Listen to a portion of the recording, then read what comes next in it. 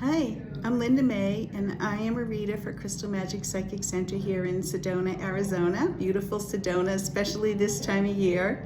And I'm here today to talk to you about this new moon period that we are beginning in the evening on Wednesday, November 19th at 10:47 p.m. and that's Arizona time, which right now is Mountain Standard Time, so you can adjust your times accordingly. This also represents the end of one lunar cycle and the beginning of another. And astrologically, it means that both the sun and the moon are in the same sign. And on November 19th, they are both still in the sign of Scorpio. The new moon is usually a time of new beginnings, and this time emphasizes meaningful emotional exchanges, shedding what no longer serves, and planting seeds for a more empowered and soulful future. This new moon in Scorpio emphasizes connecting with your intuition and realizing that emotions run deep and may surface at this time, and it's a time of transformation and healing. This is a deep and powerful new moon. Voices from deeper wisdom can now be heard, and it's a good time to prepare to make some long-term decisions. There may also be some possible upheavals, but you should be able to integrate them constructively. And it's also really a good time to rest, recharge, and take a retreat of sorts. Go within, do what you need to do to take care of you. Aspect-wise, we have quite a bit going on. Mercury goes retrograde on November 18th, the day before the new moon. So that may disrupt communications. It's an opportunity to wrap up unfinished business from the past, a time to gain new understandings of past situations that still might have a hold on you. And it's a time to confront your fears and re-examine the motives behind the actions and decisions that you made earlier. In opposition with Uranus in Taurus on the same day helps you to facilitate access to objective insights, which is really good. Somewhat surprisingly, because Uranus can surprise us with some of the insights that come through. The new moon comes next, and with that, an invitation to renew your commitments to a more intentional relationship with change and loss, because that could happen. On the 21st, the sun enters Sagittarius, and that helps you to seek new horizons as you explore both the inner and outer worlds. Align your actions with your principles as you consciously create what's next for you. Mercury does go direct on November 29th, which should ease some of the processing and reflection that you've been going through and give you access to the many insights that have been coming to pass. Venus also enters Sagittarius on November 30th, which brings a lighthearted energy into relationships with more honesty and connecting with your true nature, which is a nice relief after all the intensity. Value what matters and see relationships as a catalyst for more personal and spiritual growth. So we are now in the season of Samhain. As of October 31st, it was the last of the harvest seasons and the first of the 3 winter seasons. This season heralds in a time of change, of endings and beginnings, of death and rebirth, and it is considered the Celtic New Year. It is a time to honor our ancestors and to listen to their guidance and inspirations that may come through. So right now, we're smack in the middle between Samhain and winter. We're moving into the season of winter, and that's the last of the 3 winter seasons, but that's still several weeks away on December 21st. So, we're still moving out of Samhain, still going through those changes, all of that time. Our ancestors are still with us and all of that, and we'll be talking more about the winter season at the next moon video. Now, the traditional Celtic tree calendar based on the moon cycles with the new year beginning at Samhain, as I just mentioned, on October 31st, has the tree for this period of the November moon cycle as elder, okay? And this is also known as Ruis in the runes, in the Ogam. So elder, and it's associated with renewal, release, passion, and otherworldly contact. So it's right in alignment with what I was just talking about. It's a threshold and a doorway to what's next in your life. And now I'm going to draw a Druid Animal card to talk specifically about this time. This is the Druid Animal Oracle deck that I use. This is what I use for most of my readings that I do in person, online, and in Zoom. I love the cards. I love the depth of the messages, and we'll see what they have to say to us today. Interesting, it's Blackbird. So Blackbird actually is interesting because Blackbird stands for enchantment. And a lot of people don't know exactly how to interpret enchantment. They think, does that mean I have a spell on me or something like that? But the truth is, I do believe on some level we all have a spell put on us because we're all basically the result of all of the conditioning of society. And if you look at that as reality, sometimes you feel like you're under a spell because you don't really know what's up, what's down, what's real, all of that. We live by conditions that other people taught us over the years, and they don't even know why they believe what they believe. So one of the ways to awaken from that is to sing your soul song. And singing your soul song is basically living your passions. It's doing the things you really love to do.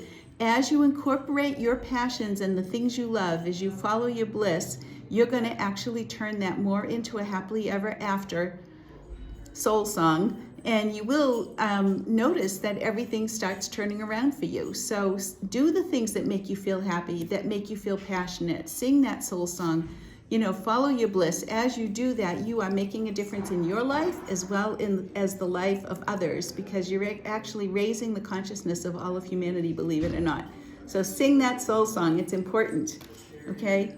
Now, the Druidcraft Tarot deck right here, this is the one I do my daily card pulls from.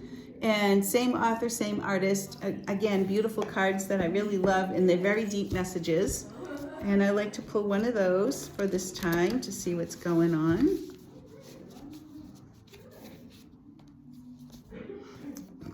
Well, this is interesting. We get the card of death.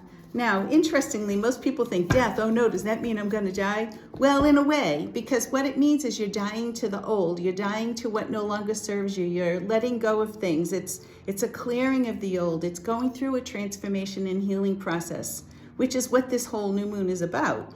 It's basically an initiation into a higher state of consciousness. So one of the best ways to get through some of the changes and intensity of this transformation is to do what I said and sing your soul song. So that's sort of our way of helping through the process, okay? So that's something to keep in mind as we go forward. And death always means rebirth. It always follows, just like the season of Samhain that I talked about. Now, a message from the trees, this Whispering Woods deck. And the trees, full of wisdom, tell us hope. An idea like a single acorn can start a wondrous forest. Amazing. Hope. Yes, exactly.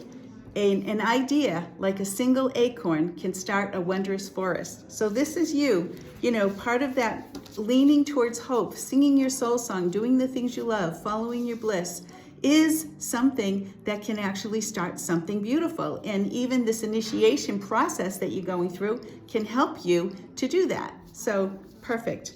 Now, I like to do this Sedona Spirit Winds deck right here.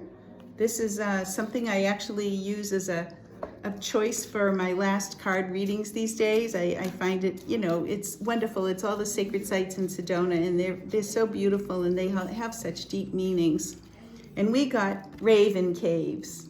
Raven Caves. This is very interesting because I hear ravens all the time around my house. Ravens are amazing birds.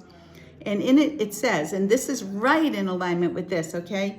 Raven Caves. In darkness, I create light. In darkness, I create light. Okay, so that's doing this. That's doing that inner work. That's doing the things, singing your soul song, doing all of that is part of how you create the light. So sometimes we have to go through that stuff in order to bring the light more into ourselves and therefore more into the world. So what an incredible card to draw.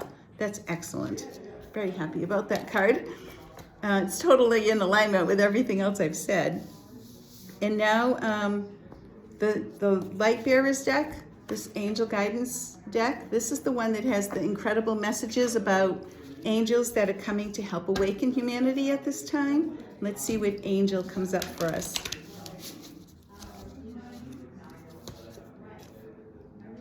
Angel L'Oreal. Angel L'Oreal. Beautiful card. The courage and strength you have can prevail against all odds. Look within and see the vast well that awaits your soul, that awaits your call. I stand at the doorway waiting to show you the way. Together we can defeat any foe. So this is being able to call on this angel. It's Angel Israel, actually. Angel Israel, it's hard to read. But it's Angel Israel. The courage and strength you have can prevail against all odds. Look within and see the vast well that awaits your calling.